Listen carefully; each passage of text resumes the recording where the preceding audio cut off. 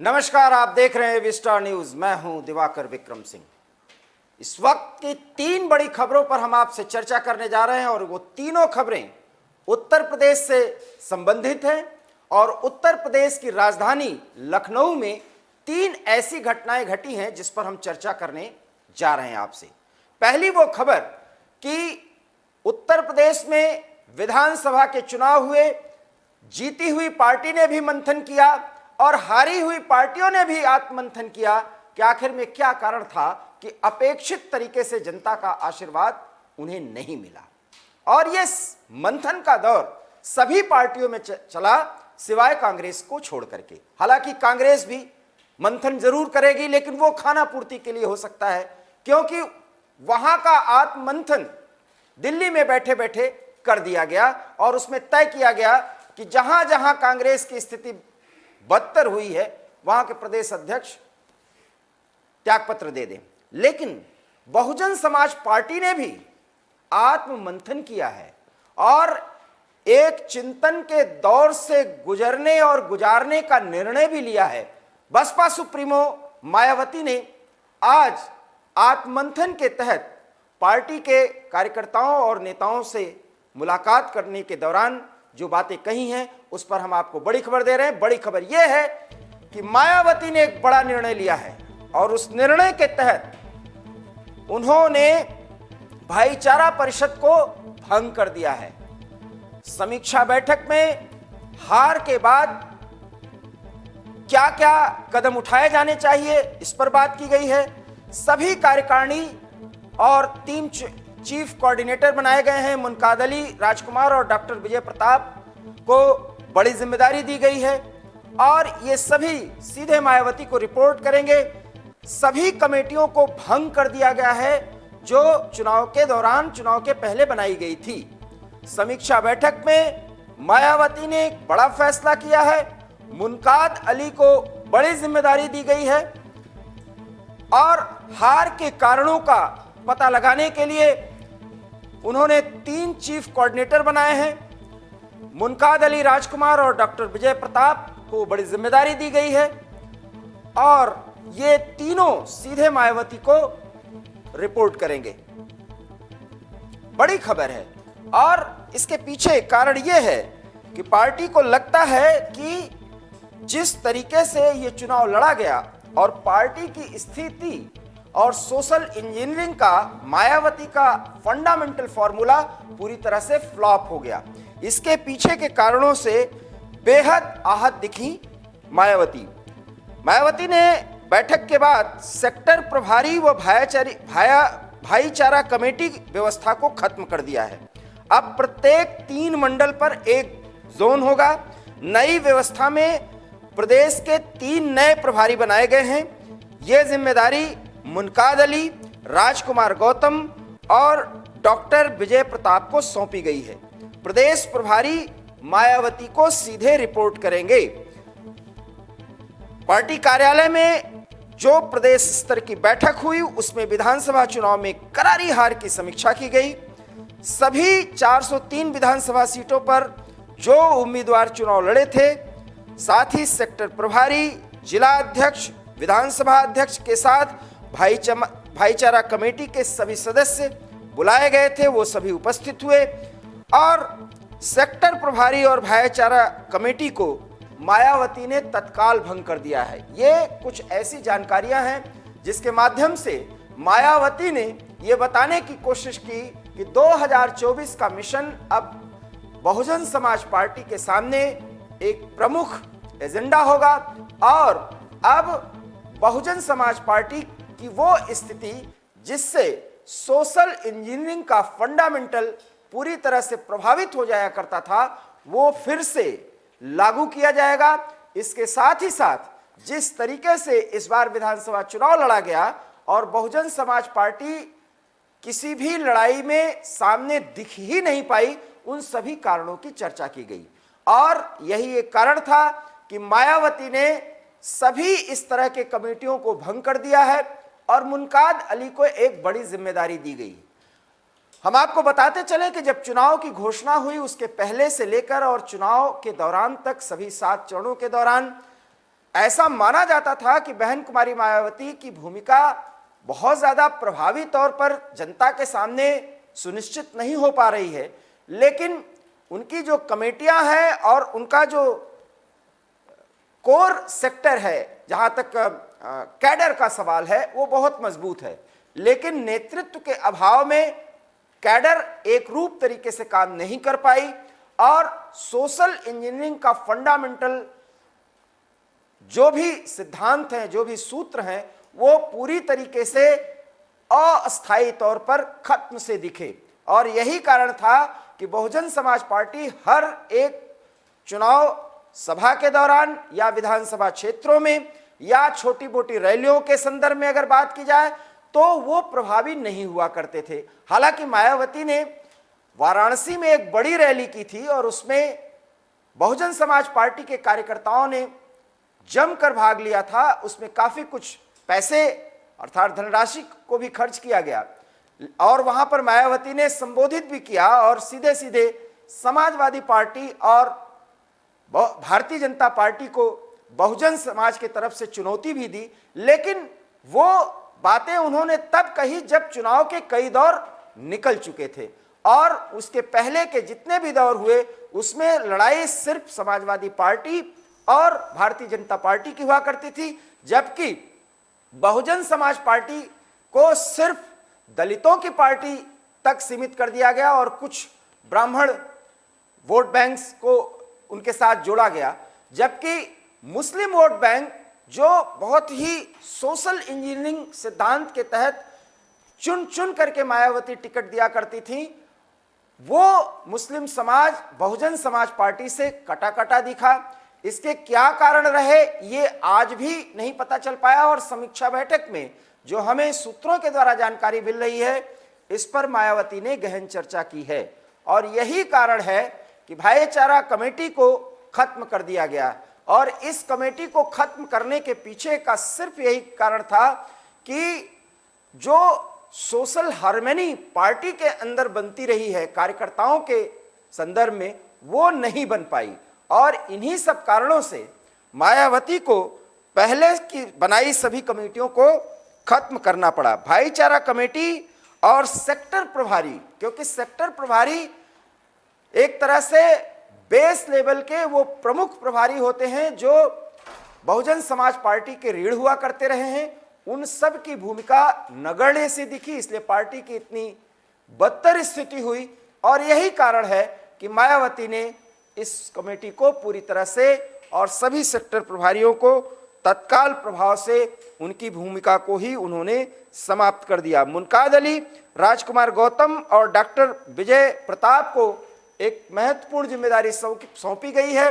मुनकाद अली की भूमिका बहुत महत्वपूर्ण हो सकती है क्योंकि मुस्लिम समाज बहुजन समाज पार्टी के प्रति क्यों आकर्षित नहीं हो पाया, क्यों उसका विश्वास नहीं जम पाया, और शायद इसके पीछे ये कारण था कि बहुजन समाज पार्टी में वो ताकत मुस्लिम वोट बैंक नहीं देख पाया और इसलिए वो इकट्ठा होकर के समाजवादी पार्टी के साथ जाना चाहे, क्योंकि भारतीय जनता पार्टी को चुनौती देना और उसको हराना एक मुख्य लक्ष्य हुआ करता रहा है। चुनाव के दौरान जो बातें निकल करके सामने आई उसमें बहुजन समाज पार्टी इतनी ताकतवर और इतनी कलरफुल दिखी ही नहीं और शायद मुस्लिम वोट बैंक यही कारण था कि पूरी तरीके से समाजवादी पार्टी से जुड़ गया।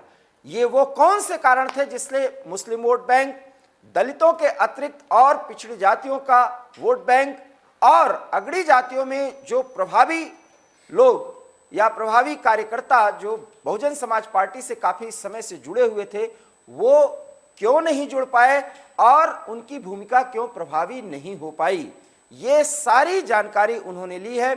और अब ये तीनों मुनकाद अली विशेष करके अब ये जानकारी मायावती को देंगे कि किस तरीके से संगठन के स्तर पर मजबूती लाई जाए और बहुजन समाज पार्टी को लोकप्रिय कैसे बनाया जाए, उसकी सक्रियता को कैसे बढ़ाया जाए। तो कुल मिलाकर के इस आत्ममंथन और चिंतन के दौर में जिसकी शुरुआत मायावती ने आज रविवार को की है, उसकी रिपोर्ट्स आ जाने के बाद अब कुछ और कमेटियों के भंग किए जाने, कुछ और लोगों को हटाए जाने और कुछ और लोगों को बड़ी भूमिका दिए जाने की संभावना बन रही है।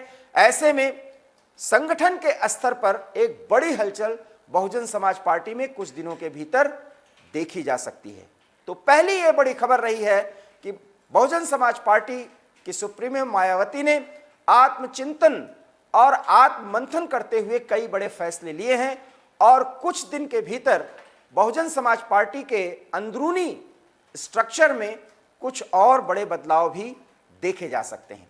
अब हम दूसरी खबर की चर्चा करते हैं और दूसरी खबर यह है कि उत्तर प्रदेश में शपथ ग्रहण के दिन, जिस दिन योगी आदित्यनाथ को शपथ लेना था, उस दिन पूरे देश से महत्वपूर्ण लोगों का आना और आने का सिलसिला वीआईपीज का जारी था। साथ ही साथ पूरे लखनऊ शहर में लोग भारी संख्या में इकट्ठा हुए थे और सबको इकाना स्टेडियम पहुंचना था।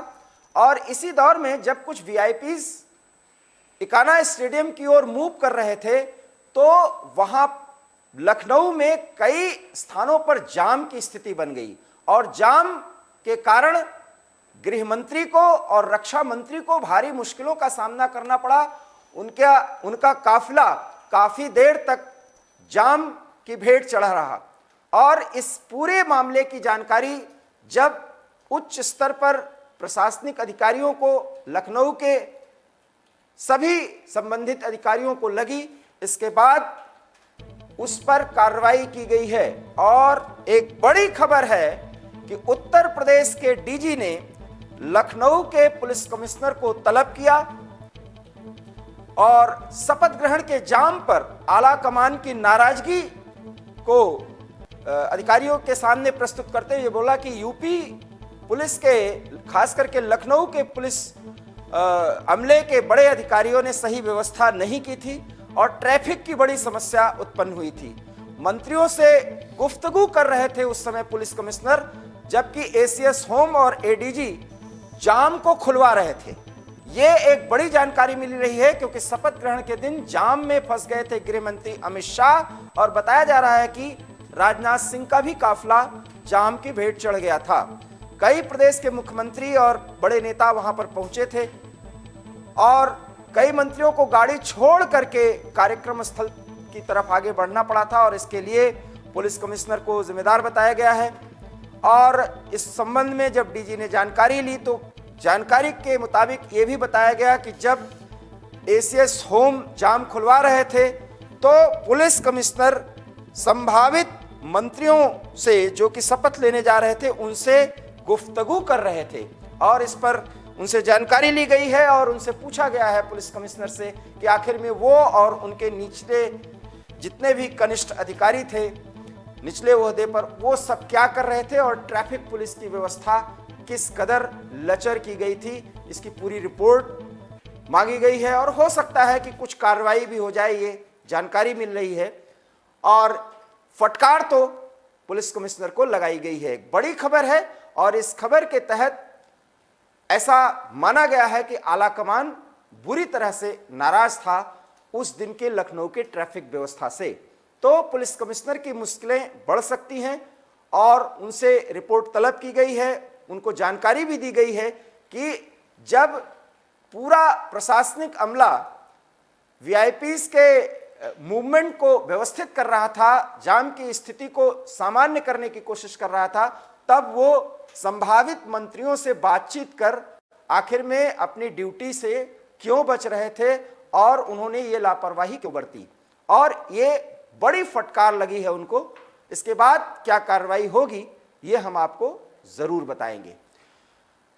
अब हम आपको लखनऊ से ही एक तीसरी बड़ी खबर बताते हैं और ये खबर उत्तर प्रदेश से है, बेहद महत्वपूर्ण है। और विधानसभा चुनाव के बाद अब विधान परिषद के चुनाव के संदर्भ में एक बड़ी खबर है और वो है कि एमएलसी चुनाव को लेकर के वोटिंग से पहले ही 9 सीटों पर भाजपा ने जीत दर्ज कर ली है। अब 27 सीटों पर एमएलसी का चुनाव होगा। 9 सीटों पर भाजपा को जीत मिल चुकी है। 9 अप्रैल को 27 सीटों पर एमएलसी का चुनाव होगा। एक बड़ी खबर है क्योंकि एमएलसी चुनाव पर भी सभी की नजरें लगी हुई हैं उत्तर प्रदेश से ही और 9 सीटों पर भारतीय जनता पार्टी चुनाव जीत चुकी है। तो इस जानकारी के साथ हम कुछ और जानकारी आपको इस संदर्भ में दे रहे हैं वो ये है कि सबकी नज़र फिलहाल विधान परिषद चुनाव पर लगी हुई है और 36 सीटों के लिए 9 अप्रैल को मतदान होना था, लेकिन 8 सीटों पर भाजपा के 9 प्रत्याशियों ने निर्विरोध जीत हासिल कर लिया है।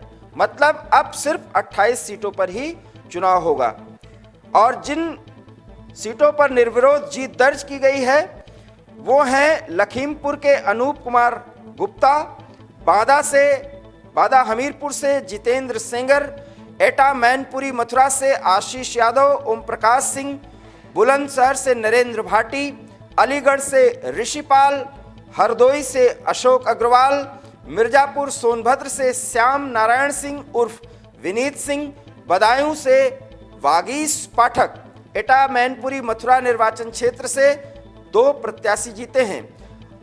ये तो हुई उन 9 लोगों की जानकारी। अब हम आपको बताते हैं कि किन सीटों पर चुनाव होगा। मुरादाबाद, बिजनौर, रामपुर, बरेली, पीलीभीत, शाहजहांपुर, सीतापुर, लखनऊ, उन्नाव, रायबरेली, प्रतापगढ़, सुल्तानपुर, बाराबंकी, बहराइच, आजमगढ़, मऊ, गाजीपुर, जौनपुर, वाराणसी, इलाहाबाद, झांसी, जालौन, ललितपुर, कानपुर, फतेहपुर, इटावा, फर्रुखाबाद, आगरा, फिरोजाबाद, मेरठ, गाजियाबाद, मुजफ्फरनगर, सहारनपुर, गोंडा, फैजाबाद, बस्ती, सिद्धार्थनगर, गोरखपुर, महाराजगंज, देवरिया, बलिया सीट पर चुनाव होना है। तो इस तरीके से ये महत्वपूर्ण चुनाव है और इसमें भारतीय जनता पार्टी को 9 सीटों पर विजय मिल चुकी है।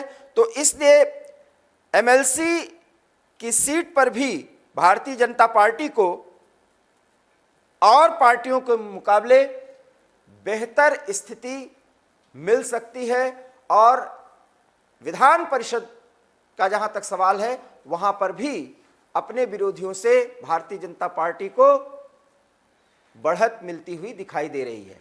कुल मिलाकर के योगी आदित्यनाथ के नेतृत्व में विधानसभा और विधान परिषद में अब एक सामान्य स्थिति से बेहतर स्थिति भारतीय जनता पार्टी को मिलती हुई दिख रही है और इसके बदौलत अब योगी आदित्यनाथ एक के बाद एक बड़े फैसले लेने के लिए आगे आते रहेंगे, क्योंकि गद्दी संभालने के बाद जब उन्होंने कैबिनेट मीटिंग के बाद पहली घोषणा मुफ्त राशन को जून तक बढ़ाए जाने की घोषणा की और उसके बाद उन्होंने अधिकारियों को 100 दिन की कार्ययोजना पर काम करने के निर्देश दिए। उसके बाद कई और बड़े फैसले लेने की बारी है और उस पर काम तेजी से शुरू हो चुका है। ऐसे में विधान परिषद और विधानसभा सदस्यों की जितनी भी संख्या है उन सबको भी अपने अपने क्षेत्रों में काम करने और वहां की समस्याओं और वहां के विकास के मुख्य योजनाओं के बारे में बातचीत करने के लिए मुख्यमंत्री समय समय पर बुलाते रहेंगे, उनसे बातचीत करते रहेंगे, मिलते रहेंगे और उनकी समस्याओं को सुलझाते रहेंगे। ये मुख्यमंत्री का कहना है, क्योंकि प्रधानमंत्री और मुख्यमंत्री ने मिशन 2024 पर काम करने का विधिवत ऐलान कर दिया है। तो इस तरह से उत्तर प्रदेश की 3 बड़ी खबरों के साथ हमने आपको प्रदेश में चुनाव के बाद चल रही राजनीतिक गतिविधियों की जानकारी दी है। हम आपको इस तरह की जानकारी बराबर देते रहेंगे, लेकिन इसके लिए आप जुड़े रहिए विस्टार न्यूज से, क्योंकि यहां खबरों का सिलसिला कभी नहीं थमता। फिलहाल मुझे दीजिए इजाजत। नमस्कार।